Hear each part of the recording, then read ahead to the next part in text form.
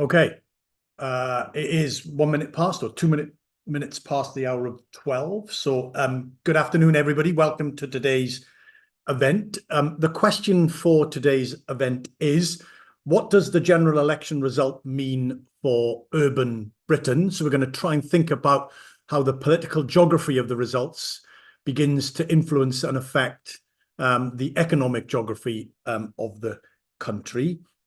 And we've got three fantastic speakers to shed some lights both on the results, but also, more importantly, the implications. We've got Will Jennings, who's Professor of Politics at Southampton University and a fully blown polling guru. We've got Tony Travers, who's Professor at London School of Economics and is our local government and devolution guru. And we've got Bev Craig, Councillor Bev Craig, who's leader of Manchester City Council, chair of Core Cities, and is our big city guru. So we have three gurus to cover the various aspects of the results and their implications. We're going to do this in two parts. So part one, Will has very kindly put together some slides. It's going to take us through some of the big picture findings from the results and zone in on this question about the political geography. And then Bev and Tony will give some responses to that. And then we'll turn to what does this all mean for the government's agenda in relation to planning or to devolution or to levelling up or whatever it may now be called, because we're not allowed to call it levelling up any more. And how does that all play? And there's going to be lots of stats and charts and graphs, which is fantastic because that's the kind of thing that we like. One from me to start us off.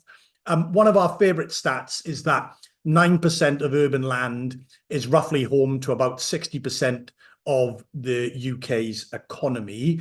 And now, after Thursday, 64% of Labour MPs, so government MPs, as it were, are now urban based or urban orientated. And just to give you some flavour of that, for the 2019 election, that corresponding figure was 37%. So there's a kind of shift, I think, towards an urban representation. What that means, who knows? That'll be one of the questions that our colleagues, our panel, will explore. So without further ado, Will, just about not fully recovered from all that happened on Thursday and Friday. Over to you. You're going to share some slides, and then we'll get some reflections from Tony and from Bev. Will. Okay, brilliant. Thank you, Andrew, and hopefully everyone can see my slides. And in good fashion, I'm here to pitch a book, but it's very relevant. So one of the things that happened when the book that I wrote with Jamie Furlong on the changing electoral map of England and Wales, with a very nice cover produced by Alistair Ray. That map now looks a little bit more red and yellow stroke orange. And a little bit more red in Scotland. But I'm going to hopefully use the sort of 10-15 minutes I've got now just to sort of explain to you why some of the arguments and the evidence that we present in that book still holds, and try and understand the results in that context. So just to say, very, very short version of the excellent book, which if you go to my Twitter account, it's available in paperback. You can get a discount code to get it for £21, exceptionally well priced for an academic book. In the book, we argue that this concept of left behind places has been hugely simplified, and it's important to understand different sorts of demographic area, different sorts of area that might be called left behind. So we differentiate between places that are demographically left behind in terms of older, former industrial places, contrasted with kind of cosmopolitan cities and university towns, areas that are socioeconomically left behind and deprived, and areas that are high in precarious employment, for example, high in service sector and retail and so forth. And what we show in the book is really the story of Labour decline in former industrial heartlands, which will be familiar to many of you, but resilience in deprived areas with poor health, that Labour's vote was held up in urban areas with that are highly socioeconomically deprived, and also Labour's resilience of its vote in places with high proportions of people in what Claire Ainsley calls the new working class. And I think those are really important stories about the story of change in political geography over the last 40 years has been told in a very stylized way about the working class, and actually our argument is it's much more subtle. And I think the results that we have of this election also should be painted in as a continuation of that trend, that Labour won back many seats in what was known as the Red Wall, and Reform made inroads. But it's not. But the continuation of that trend, as I'll talk about, has actually seen Labour winning in places it hasn't won before. And so, as I'll show in a little way, one phenomena of the most recent election was the growing efficiency of Labour's vote. So it was winning seats on smaller vote shares than in previous elections, but it didn't see those strongholds re-established. So the idea that Labour did win back a huge number of seats in the north of England and the Midlands, but it doesn't have the sorts of majorities now that Tony Blair did in 1997. I think that's a really important contextualization for what was happened. And also Labour was winning seats that the Conservatives had held for, well, more than a generation, right? We had Aldershot was one that, again, Andrew was asking before, what were the surprises? Well, Aldershot wasn't a surprise, but it's been held by the Conservatives since 1918.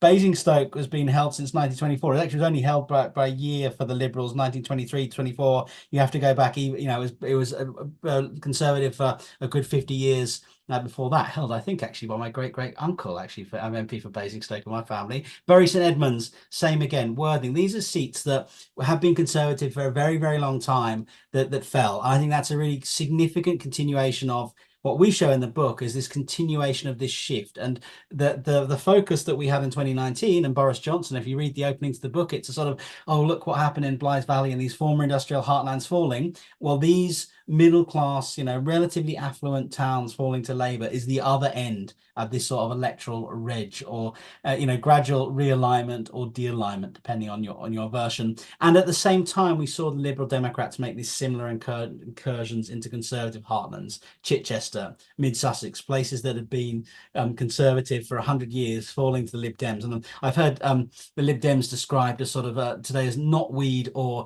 like ticks. So once they get stuck into a constituency, they're really difficult to get out of. And I think it is a nice metaphor for what potential long-term effects.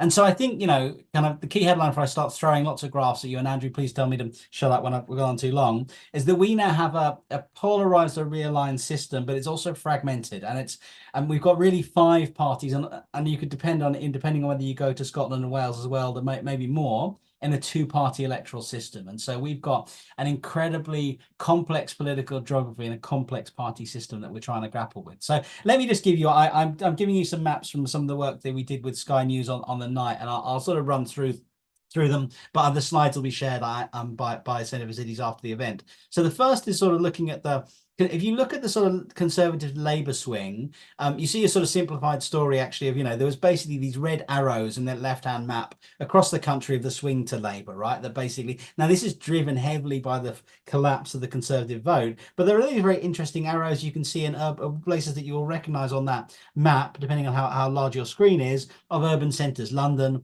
Birmingham, even up towards Merseyside. So in many urban areas, actually Labour didn't do so well. And if you look on the right-hand map, you can see actually this fascinating map of, in Scotland, everything swung towards Labour, but in lots of between Labour and the Greens, huge numbers of urban areas. Again, you can see kind of Merseyside, Manchester, across to Sheffield, to Birmingham, to London. There is a swing from Labour to the Greens in urban centres, and I think this is something that I think is going to be a very interesting phenomenon in the few years ahead as we have a Labour government, as to the extent to which the Greens do start to position themselves as an opponent to Labour in cities. So let me give, and a kind of, as Andrew and I have been talking about towns and cities for a very long time, there's sort of as part of that phenomenon is an interesting phenomenon where areas that were densely populated, so as we go along the x-axis, saw smaller and actually often negative Conservative Labour swings, and Labour's swings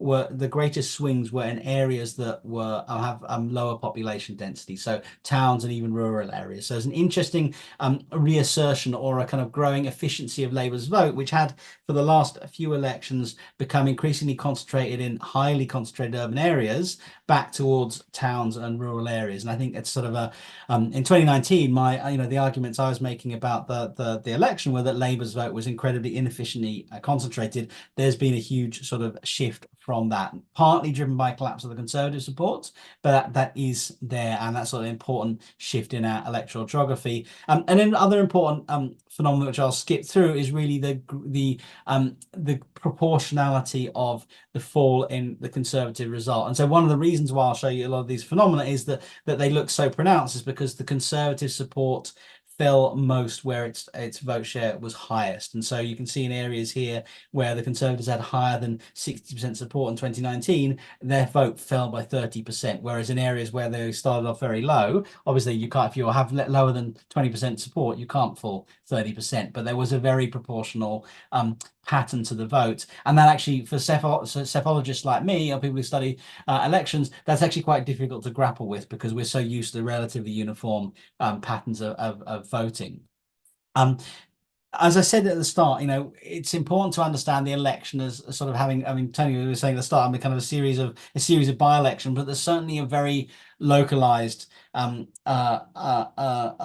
patterns of competition. So Labour's vote was up where they were in a competition with the Conservatives, but where they were second place, but where the Liberal Democrats were second placed, their vote was up 9 points. And so again, we saw this sort of splitting of different competition. Now, what I will show you in a moment, because I want to give you as much data as possible, was that actually we talk about tactical voting, but the Liberal Democrat and the Labour votes are geographically organised very differently, different sorts of places. So I'll get into that in a moment. So in the work that Jamie and I have done, one of the things that we showed over time is the changing patterns of correlation between different demographics and party votes. And one of the, I think, feelings about this election was there was going to be a complete overthrowing of this realignment of British politics that we've seen. But you can see here, this is a correlation between the proportion of working class jobs in the constituency and the party vote. And although Labour's vote is slightly more correlated with semi-routine and routine occupations in 2024 than it was in 2019, we're still not at the level that the correlation that there was in 1997 or 2001. So although there has been this shift back, there hasn't been a restructuring of the vote. And the same for the Conservatives, that although the correlation of their vote, which collapsed, it has fallen with semi-routine and routine jobs, that correlation is still higher than in 2015. Okay, so actually there is still this persisting change in electoral geography and the association of the party's votes with those sorts of working class jobs that wasn't there before. Actually an interesting phenomenon here to kind of present you. This is just a correlation of the party's vote in 2024 with working class jobs. You can see actually at the top line, Reform's vote is the most highly correlated with the proportion of working class jobs, then followed by Labour. And on the far left, you can see the Lib Dems and the Greens have the most middle class votes, right? And that's where this talk about, there's a tactical vote between Labour and Liberal Democrats, and voters just vote for one or the other because they're tactical. They're very different constituencies. They're voting like the Liberal Democrat vote is strongest in the most, some of the most affluent middle class constituencies, and Labour still is vote is still strong in working class constituencies. And so I think again it's very important that we've heard a lot about this sort of Labour losing left behind areas. It simply doesn't quite hold up when you look at the sort of structure of party support. Moving swiftly on, because I'm very conscious of time. Similarly, we see again, over time, the relationship between the number of university graduates and party vote, the number of university graduates in the constituencies of the party votes has declined for the Conservatives. So it traditionally was one of the strongest predictors of Conservative vote, has declined and has grown in strength as a predictor of Labour vote, or now it's actually sort of neutral. It used to be a highly negative predictor of Labour's vote. Now it's virtually nothing. We see very little change actually from 2019. The proportion of graduates in the constituency as a predictor hasn't shifted. So there hasn't been, despite this very seismic event we saw, there hasn't been a sort of sudden restructuring of voting behaviour based on that. And again, you can see similar sort of chart. Reform's vote as most highly negatively correlated with the number of university graduates. Green and Liberal Democrat vote most heavily concentrated with the number of graduates. So again, and Labour and Conservatives in the middle. So again, I think a really important phenomenon that we're seeing here is that people like me probably have characterised the sort of kind of Labour as the party of cosmopolitan cities and university towns. Actually, the Liberal Democrats and the Greens are really the strongest in those sorts of areas, and I think that's a really important takeaway. We've all heard about it. It's part of the story, I think, with the sort of the cities that Labour's vote was down most in urban areas, particularly urban areas with higher Muslim populations. And so I think there's a mix of factors that have gone on with Labour's vote. But certainly its position on Gaza and its relationship with Muslim communities is a significant factor, and you can see there that's sort of been well talked about so far. Another phenomenon, again, speaking to sort of urban areas, and Andrew, I'll try and wrap up in 2 minutes so we have opportunity to chat, is that Labour's vote again fell in the most deprived areas, the most constituencies, the most deprived, and was up in the least deprived. So again, there's sort of a balancing going out here of kind of a growing efficiency, that Labour's vote was falling in those urban areas to Greens in particular. And so that again, and this is what I kind of want to say, it's quite noisy, but deprivation still structures Labour's vote. So Labour's support tends on average to be higher in deprived constituencies. Just to say, again, people have said, "Oh, Brexit's over." Brexit still is really important. It certainly is a sort of proxy measure for all sorts of sort of attitudes. That reforms vote and the change in the reform vote was heavily correlated with the Leave vote. So you can see there that reform gained more and more votes the more Brexity a constituency was. But interestingly, the Conservatives suffered their worst losses in areas that voted to leave the EU. So it's a little bit of a sort of revenge of Brexit on the Conservatives. But to say that Brexit no longer matters to British politics, I think is incorrect. It is just that it is playing out in very different ways. Final thing I just want to say is about that sort of fragmentation of party support. And political scientists like me have this measure of the effective number of parties in a political system or in a constituency. It really just measures how concentrated support is between one or two parties or a lot. So if you have a constituency where the parties split, the vote is split evenly, say 20% for 5 parties, the measure says it's a sort of 5-party system. Whereas if it's split, between 50-50 between 2 parties, that's a 2-party system. And you can see here, actually, I think it's really important that we have 650 constituencies where the number of parties varies, right? And so actually there are parts of the countries where you've got incredibly fragmented party competition, and the areas that I'll show you in the final map where there's actually still sort of the residue of a 2-party or even a 1-party system. So you can see there in the purple shading at Merseyside again, sort of in the book we talk about Merseyside as being very particular, where essentially Labour's dominance in Merseyside means it's still sort of more like a 2-party system. London a little bit the same, but you go to other areas in the country and we've got really a multi-party system trying to kind of coming up against an electoral system that is only fit for 2 parties. So that's the very, very kind of whistle-stop tour of all the data. I mean, I think there is a very interesting story there about the difference between I hesitate to say peripheral, but areas of sort of high urban density versus more peripheral areas and towns and so forth. And so hopefully that's given you a little bit of an introduction with a bit of a focus on cities. Brilliant. Thank you very much. Well, and I appreciate it because there's an enormous amount of analysis. You've got an enormous amount more to do. So, taking moments, stocks to present where you are is always incredibly difficult. But that is fascinating insights. And I think also, as you were saying, it's trying to get a handle on the aggregate picture that it comes out at the end, and then the change process, which places are shifting at quickest rates and for what sorts of reasons, which I also think is quite a dynamic picture. So, Bev, you come in first, and then Tony. Just, reflections on what Will has said, your own thoughts on on the results, and then we'll move into what does this mean, and we'll get into that sort of conversation. But Bev, just reflections first off on the result itself and yeah, thanks, Arthur. I think Will, as always, has done a great job in trying to set out what is no doubt a complicated picture right across the country. It won't surprise you that obviously I'm very pleased with the result. I think the jacket might give it away. But look, from the Labour Party's perspective, if you'd have said back in 2019, that, you know, myself in Manchester with our teams would be out genuinely convincing people in places like Macclesfield or in Altrincham and Sale West, or, you know, even making kind of journeys to Tatton and Chester South and Edinburgh. For those that don't know the Northwest well, we're talking proper conservative heartland countryside. We probably would have thought that you'd lost your mind. And I suppose that's, you know, despite all of this, I think something I'm often asked is this question around vote share over the last few days. Would I rather that the Labour Party wins Macclesfield or Altrincham and Sale West for the first time in their history, the first time in more than 100 years that a Labour MP has been returned in those seats? Or would I rather have the 25,000 majority in Manchester Withington drop to a 12,000 majority because we've been out helping in those other seats? Then I think realistically, you'll always know which one I'll take.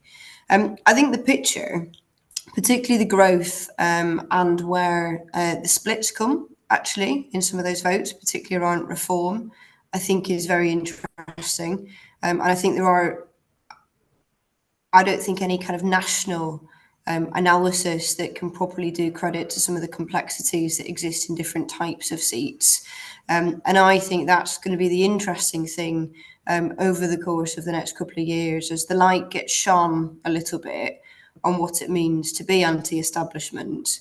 I think it'll be interesting to see how those votes pan out. So I think kind of a couple of things really just to add from that. I think the biggest reflection for me, and this comes from probably travelling a lot of seats and talking to a lot of people, it speaks to that point around turning out in high proportions, particularly in more deprived areas. And I think the Conservatives have performed a very clever trick over the last decade or so in making really clear, and look, I accept there's been all sorts of external crises that have been impacted in the economy and global change that's had significant consequence, but repeatedly selling to the electorate that nothing is the fault of government and therefore nothing can change as a consequence. And you saw that in apathy, in disaffection, and this not necessarily a lack of motivation for things to change, but the absence of a belief that it could. And I think that's something really interesting to tease out. So I think it'll be very interesting in the coming months. We've got a great cohort of MPs spread right across the country from seats that we never quite thought we'd see. And of course, got to welcome back lots of Scottish colleagues that similarly we'd been told that the collapse of the SNP would never be quite at the scale we have. So, you might have saw the pictures yesterday, a very large party to deal with. And I think what that does mean actually is the demographic of those that have been elected. The fact that we've now got more people that went to Parswood High, a local comp in Manchester, in the cabinet than Eton. I think the demography of some of our candidates, not just their geography, will help shape some of that change. Yeah, brilliant. Thank you very much, Bev. Great insights. And one of the questions we're going to come back to is just that, how prominent will the urban voice be now relative to other voices, just because of the representation? I'll definitely come back to that. I was completely remiss at the start. Some of you don't need to be reminded, but if you've got a question or comment for colleagues based on what's been said or what has not been said, put it in the Q&A function at the bottom, and I'll throw them in as we get into that appropriate bit. So Tony, give us your reflections on the result. As Will just said, 650 by-elections. Well, I mean, looking at a number of Will's excellent charts, the first thing that occurs to me, particularly the one about towns, is that all that money spent on the towns fund and all those little spending pots didn't quite hit the size, did it, electorally? There's an excellent analysis to be done, about the way some of those grants were targeted, and others have looked at this, and whether it made, it looks to me as if the places that the money was targeted had actually swung against the Conservatives more than everywhere else, but that actually needs research. With that in mind, it would be interesting to perm very easily with Will's data some of the figures we have elsewhere about how the spending power of councils has changed in the last 14 years. Urban areas like Manchester tending to do worse, more rural areas tending to do better, particularly because of the early years of the way the formula was changed. But it would be interesting for somebody to look at whether the change in spending power in any way relates to any of these results. And that's, I think, is the kind of local government special that we might think about, somebody might look at. Will either nod or frown at this point. I think we've got more marginal constituencies after this, and it looks as if there's going to be not just more marginal constituencies, but marginal in a whole range of slightly complicated ways. And that will mean the government can't simply ignore parts of the country. It will mean with marginal constituencies and a very, the next election, you can see, would only take a swing of a small number of votes for the Conservatives to win a huge majority at the next election, because we now know you can win a general election big time with 34% of the vote. So 23 to 34, flip that round and you get the exact opposite result. So that's going to make it very hard not to pay attention to all parts of the country, it seems to me. So no more of the sort of targeting grants carefully at certain places approach. Two other thoughts, really. One is slightly moving away from the election results, but it's related to that. Labour's promising to revolutionise the planning system to make it easier to build and drive up GDP accordingly. My suspicion is there are now lots of Labour MPs in green belt areas, and they're going to have more or less the same views as their Conservative predecessors when it comes to opposing development. So that's one. And then finally, I noticed there's lots of selfie taking outside Downing Street of combined authority city regional mayors yesterday. But with due respect to the core city's chair who's sitting here, it seems to me other groups of authorities are going to, and the LGA are going to want the same kind of love and attention. So it's going to have to, I think that the way the government is approaching subnational government, that's Scotland, Wales, and Northern Ireland, also city regional mayors, but that's going to have to extend to the rest of local government. And by the way, and there lies a very big problem, because local government is in a serious financial position, and that also is going to have to be addressed by more than simply multi-year funding settlements. It's going to require multi-year funding settlements and multi-year money. Yeah, that's it. Good point. Thank you, Tony. Brilliant. Okay, so let's move on to a bit of the implications. Let's start with a sort of a big picture, slightly simple question. Will you come in first? I mean, because there are more urban MPs in government, or Labour MPs, does that simply mean that the urban agenda gets more time and more consideration? Is it as simple as that? How do we think about that? Or is it much more complicated because, they're everywhere and therefore, how does that all just play out?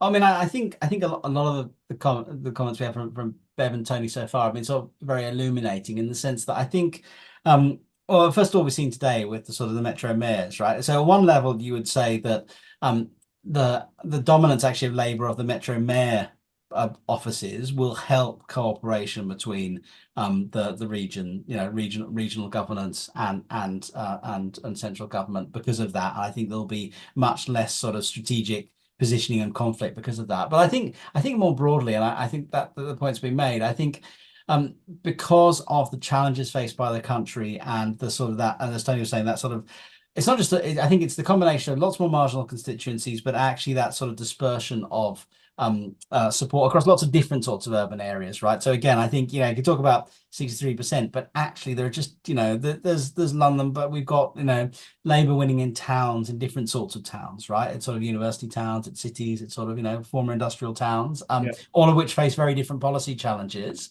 So I think we're much more likely to return to a sort of model of policy making, which is much less, I don't like the term so much, it's very American, but pork barrel politics of, as we're talking about kind of towns fund, it'll be much more focused on broad principles. And that's what we saw yesterday, right? A focus on growth in a very broad sense. And actually, I don't necessarily share Tony's sort of cynicism about, kind of new Labour MPs, because I do think there is a broad recognition amongst like new Labour MPs, but more broadly about the need for development and housing, and that sort of feeding into anti-politics mood, right? That actually a lot of disillusionment is around the failures in infrastructure, the failures of around housing policy and so forth. And I think possibly that sort of large majority will encourage a Labour government and their MPs to sort of have a little bit of courage of their convictions around actually addressing some of these challenges. And I do also think, when I was being a little bit mischievous, you'd say there are still 100 odd Conservative MPs with lots of very nice green belt in their constituencies. If I was returning the favour of kind of levelling up fund and so forth, it would be thinking, well, what are strategic areas there where we could build on some of this very nice green belt, the sort of a few new towns. I'm not sure. I'm sure the government won't behave in that way, but I do think we're going to see a shift of politics around development, housing, infrastructure, because I think it is recognised to be feeding into a lot of disillusionment. Yeah, that's a great point. Bev, come in on this. We'll get to the specific about how you, as the sort of as a member of the core cities, feel about this, but just in a general, urban voice, urban representation, how do you think that plays out?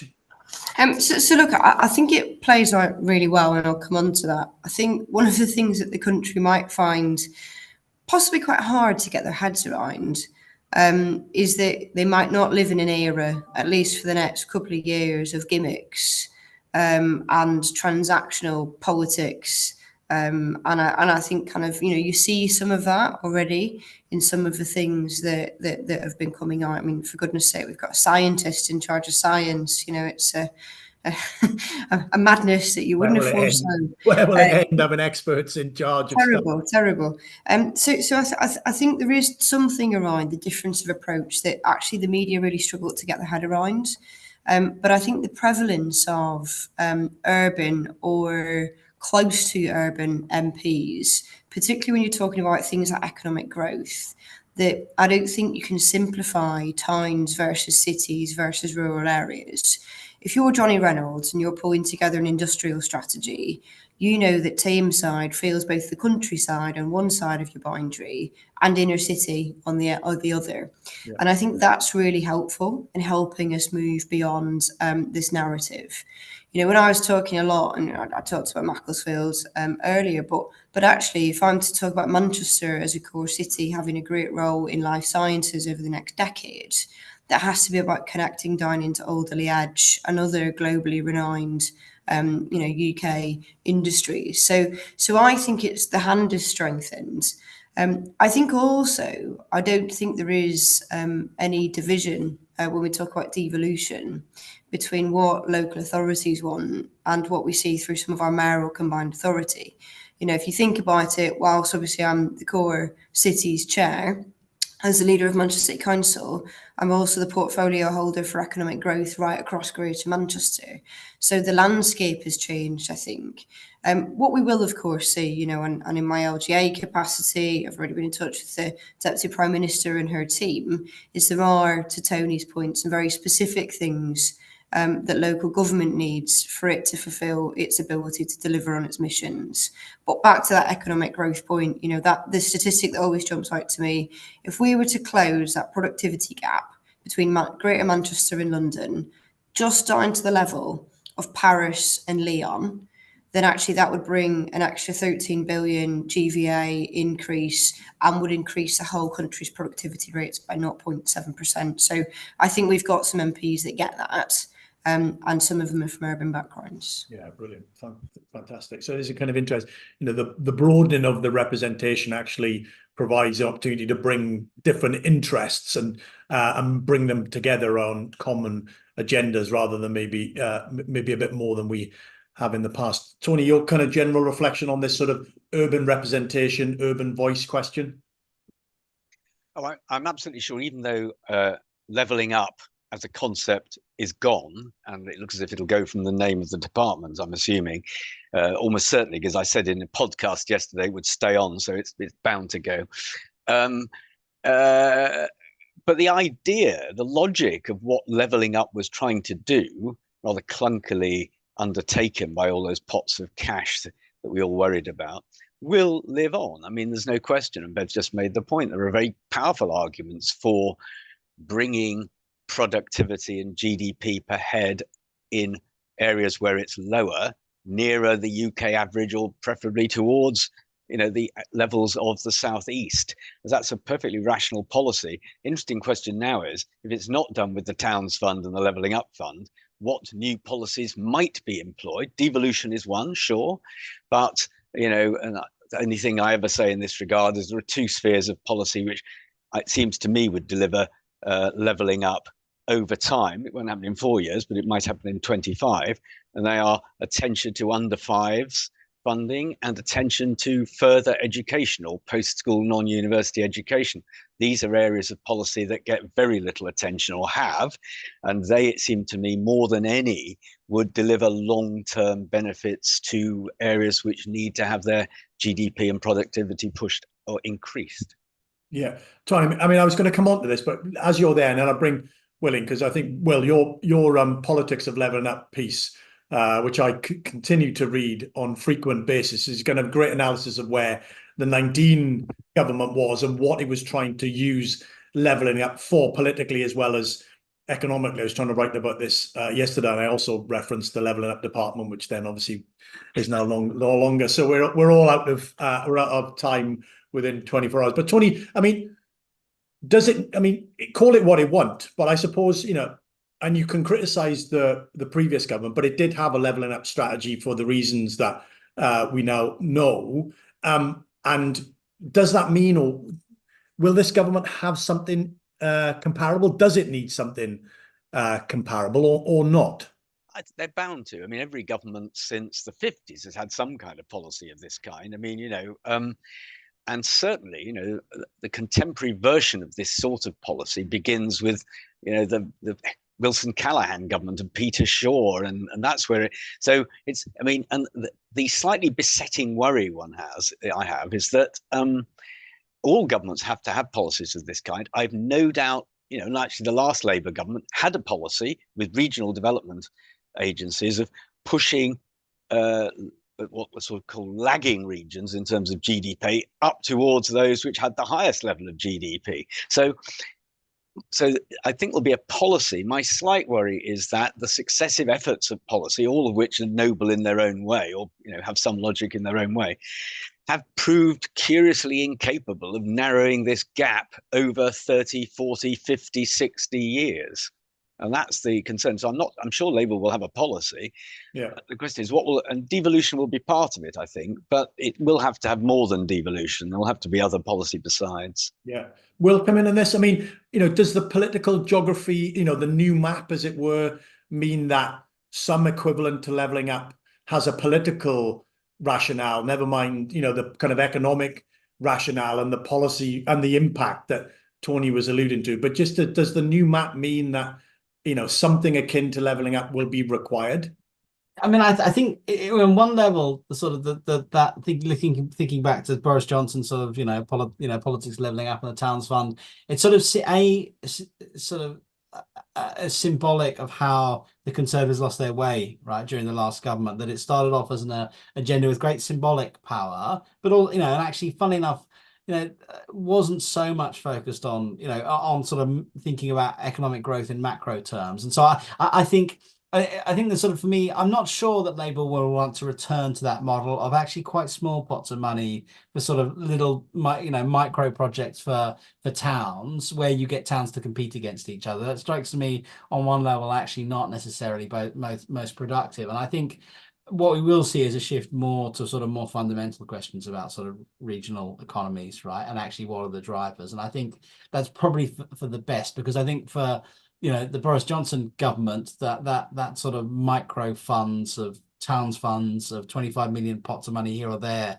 was able to combine their political goals with the sort of nature of disillusionment in the sorts of towns they'd won. I think Labour faces a much deeper sort of structural problems, right, around recognizing about those huge regional inequities in economic growth, and I think for Labour is not going to be able to benefit in the same way from disillusionment with those lagging regions of the economy, right? I think it's got 5 years to really get things moving, otherwise it will pay a political price. And that's why I don't expect to see Labour government move very slowly on these issues, because I think it will know that it has to get moving. And so in that sense, I think we will probably, although there'll be a role for metro mayors and a focus on regions, I think a lot of it will be focused on what are those key ingredients you need for driving economic growth and development. And as you say, on one level, every as has been said, Tony was saying, every government has tried to tackle this problem of the imponderable kind of inequalities in our regional economies. And I think Labour will try to go about addressing it. And I think, we can hopefully expect some more long-termism that, again, HS2, sort of, again, this is sort of that contrasting between Boris Johnson and sort of Sunak, is actually that, the kind of the scuttling of various regional policies. And so I think just a sustained focus on regional economies will hopefully allow some of these things to be addressed. But I think it will not look anything like the sort of politics of levelling up that we've seen for the last 5 years. Interesting. Bev, come in this. I mean, obviously from a core cities perspective, which is, many places across the country, and obviously Greater Manchester has been one of those big city regions. Is that the sort of advice that you are giving and will be given to the Labour government when it thinks about, what does it do in the levelling up, the regional development, the rebalancing the economy space? It's been called different things, but is that, what kind of advice, what kind of what would you be wanting to say to them, or are you saying to them, and what would you want to be seeing from them? So I think, first of all, I think there are some of us that did call the ditching of levelling up, because I think one of the reasons that levelling up resonated is that in and of its own, kind of, the document that Andy Haldane published, and, the strategy that turned into, driving down regional disparities, who wouldn't be on board with that? I think probably where it was a little bit weak was its thoughts around social prosperity. So actually what you do in terms of outcomes. So, good starts at school, getting kids school ready, thinking about as they move into kind of educational opportunities into employment.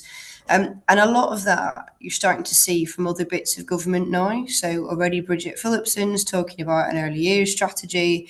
There's a lot pre-election around a proper skills strategy that sits alongside it. So I think what one of the things that we've been advising as things move on is that there is a place for nationally set strategies and approaches that then give scope and flexibility for regional variants to be able to respond better to our own populations. But we can't get away from the fact that we do need national restructuring around a lot of these policy areas to allow local areas to be able to get on with it. The advice, though, from me is pretty simple, is that policy areas where mayoral combined authorities or local authorities would be best placed to assist and to guide, it has to be done with us, not to us.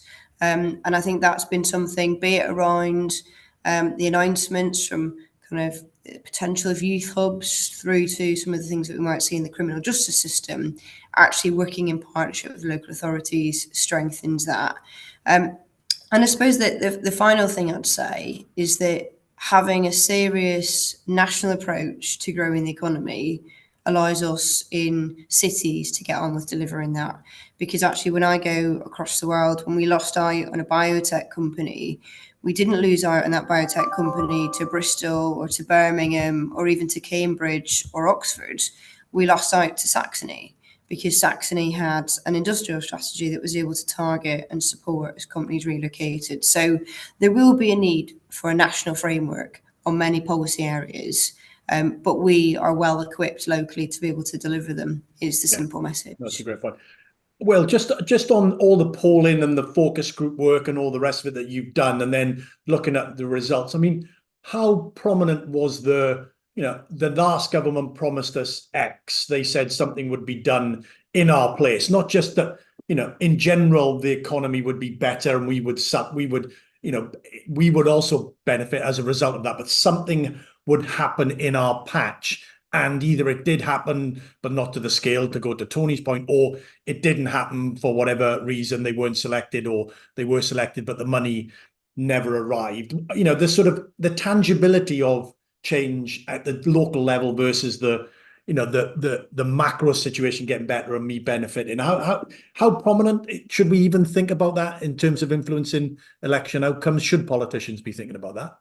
I mean, I think a very big lesson from the election is really about delivery and performance and competence, right? That essentially, and it might not be at the level of towns funds, I don't think necessarily, Pete, but I think the broad sense that nothing works, right? Kind of transport, and I think, kind of Northern England say, it's not so much that, a town did or didn't get a £25 million payout from government for a levelling up project. It's much more that, your trains don't work, you can't get to work, there's potholes, right? I think the NHS waiting lists have been, rising, that broad sense of public services not working, I think, is where the government collapsed. And bluntly, on immigration, the reason the Conservative vote collapsed around sort of among Leave voters was having promised, kind of as this sort of the control on immigration, having not actually kind of operated the system, not delivered relative to their promise, right? And so I think, that again is sort of at the heart of how we look towards the next 5 years. And again, that's why I'm looking at the next 5 years less in terms of geography, actually, and more in terms of a overall performance curve, which is actually, if Labour, if a Labour government can deliver, again, improvements in public services, can deliver a sense of control of the asylum and migration system, much like it faced as a government in the early 2000s, sort of the politics of that, it will be recognised as such, right? And I think that, or it will be punished accordingly. And I think that in some ways is why, although we've had this focus on geography, and me more than anyone has had a great deal of focus last 5 or 8 years on geography, I actually think it was punishment, but it was less geographical. It was just more that the places that have feel most strongly about immigration, but also see kind of most economic challenge and really kind of struggling public services infrastructure are the areas that actually had swung towards the Conservatives because they were disillusioned with what with Labour politics, but now I've kind of swung heavily back. And so I think performance is probably the word for the next election. Yeah, I'll bring Tony in a second, but Bev, just because we had a couple of questions on this, you talked about we need to restructure, we need new strategies around skills, or we need another industrial strategy. There's talk about local growth plans for the X number of time. I know you know your patch, right?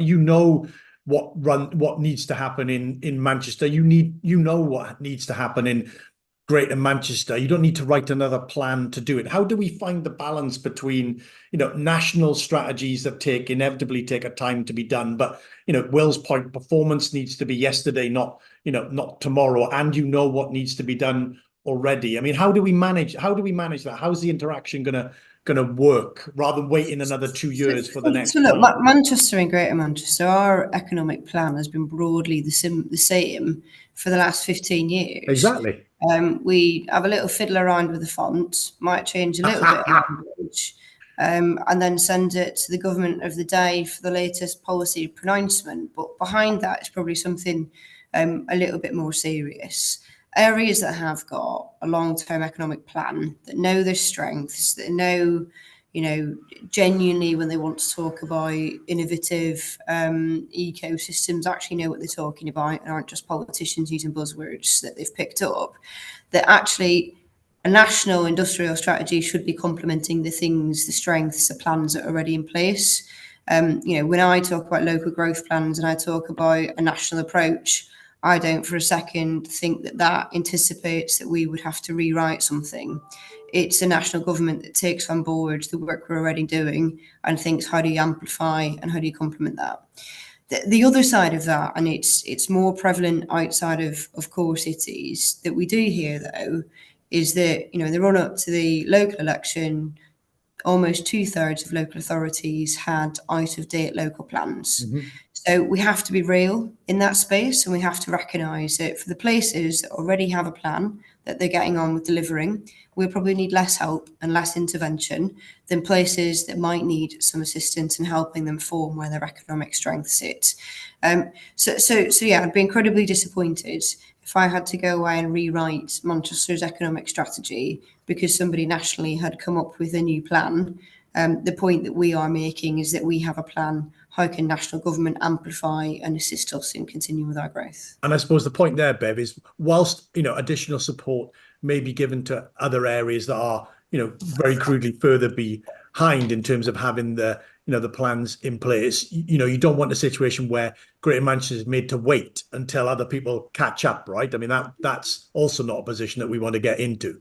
Yeah, completely. And look, across the country, devolution is a little bit of a patchwork quilt. We have to find a practical way that allows the equalisation of power to not stand in the way with the sharing of resource. Because actually, if you think about building 1.5 million homes over the term of a parliament, it will predominantly be big cities like mine that have already got a pipeline. We talk about new towns and new settlements.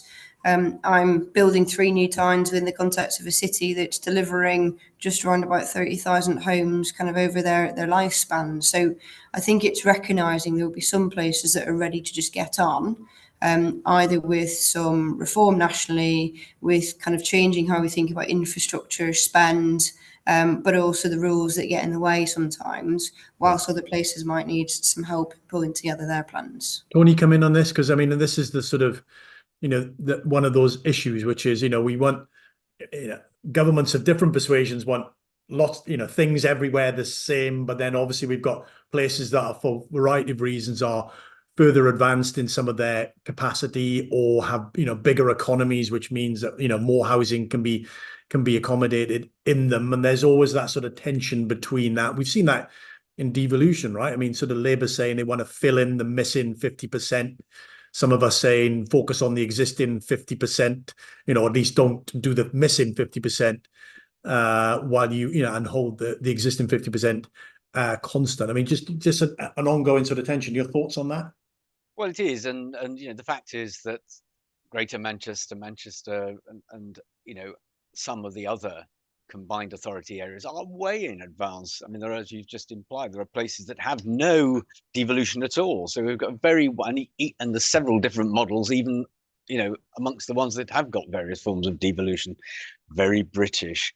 So against that backdrop, I think there will inevitably have to be consideration given to a more uniform version of devolution to England, because if it were more uniform, it would be easier to imagine devolving more power across England to the various institutions that then existed. So I think that is a big issue. But just referring to something else that's come up in the questions, which we haven't really talked about, is some questions about transport.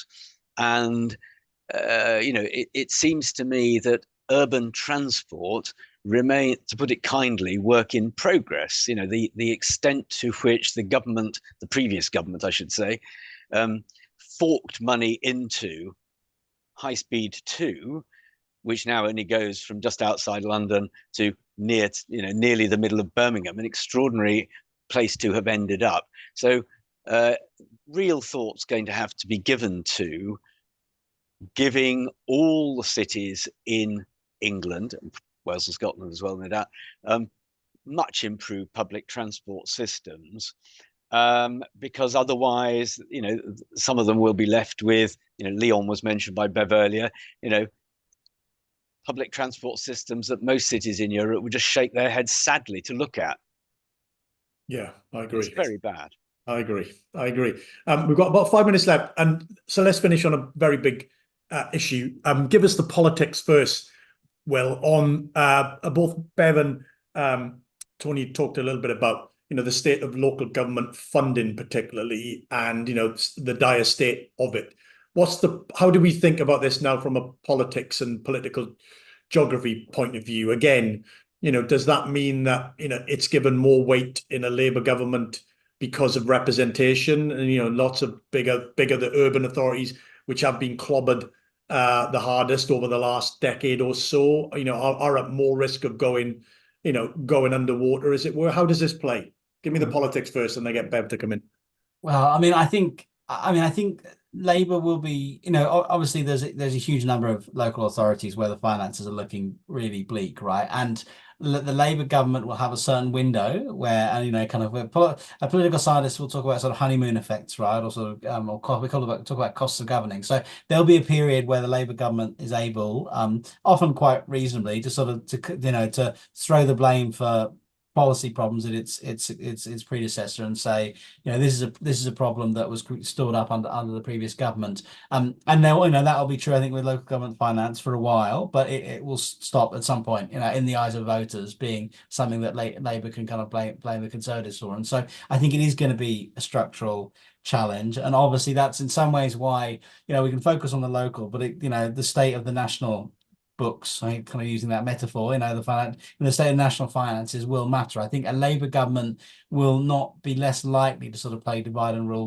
with local authorities, and I think there is clearly an understanding around that, the effect of that underfunding and the cuts to local authorities and the impact on public services. I don't think there's any question that a Labour government will be aware of that, and what will really matter, I think, will be the national economic position as to the extent to which the Chancellor will be able to sort of, kind of provide support, right, to local government and changes in that regard. So I think in some ways the politics, I think, will be very much dependent on the national picture. But I think and so in some ways the politics, I think, is really just as to how long the government can how much room the government has to shift the position to give more support. I think it will not come to local government cuts as the first port of call for cuts in public finances to sort of support what he wants to do. But I think it's a challenging area, but I don't think we'll see the same politics play out for now. Right. Bev, come in on this. I mean, obviously we've had some noises around slightly longer term settlements, maybe 3 years rather than 1 year, less clear about the quantum of money in the system. Obviously, with your core cities, Manchester, Greater Manchester, LGA, Labour hat. I mean, what are you wanting to see, or what will you be looking for from the government? So look, I think local government's known as pragmatic for very good reason, because historically we've just got on and done the best we can on the budget available. But there is serious structural problems facing local government finance that I think both needs an emergency temporary boost, but also needs some restructuring over time. So, moving to a multi-year settlement as minimum, recognising that, to Will's point, there is an awful lot that needs fixing, particularly when we look at the state of our public services at the moment. And electorally, making sure that NHS waiting lists get down, that schools aren't falling to pieces. All of these are in a mix for the new Chancellor to work through when she does that first budget. But I think it's recognising that actually, if you're to be serious around public service reform, if you're serious around joining things up to spend on prevention and deliver better outcomes in the future, local government isn't just somewhere that you put your money, it's where you can save your money as well, by allowing through devolution, through joining things up to plan for the future. But look, all of us are facing a crisis in the moment. SEND, think about home to school transport, adult social care, temporary accommodation and homeless numbers. And they are solutions that need long-term policy approaches as well as an immediate stabilisation in the local government world. So, yeah, there won't be a lot of new money overnight, but local authorities are still in a pretty bleak place. Yeah. Tony, give us your kind of, you've written and thought and talked about this an awful lot over the years. But I mean, we're, as Bev and Will have said, we're in a difficult position in local government. And yes, the conditions upon which the money is received will matter, but the amount of money in the system will also really matter. I mean, there will have to be some increase, however it's done, because we all know that the Resolution Foundation and the Office for Budget Responsibility have shown that at the moment, local government and other unprotected services are now currently, according to the existing plans, up for 3 years of squeeze of the kind they got between 2010 and 2013, all over again. and that's just not going to happen. But it is worse than it looks, because it's not just the general fund of local governments in trouble, but many authorities have housing revenue account problems, massive HRA problems, and a number, particularly counties, it must be said, carrying large schools grant deficits on their books as well. So you add all of that together, it's not just that what you see is sort of difficult, and that local government on average is still spending 10 to 15% less in real terms than it was in 2010. But there are various significant problems affecting individual authorities that will need immediate attention.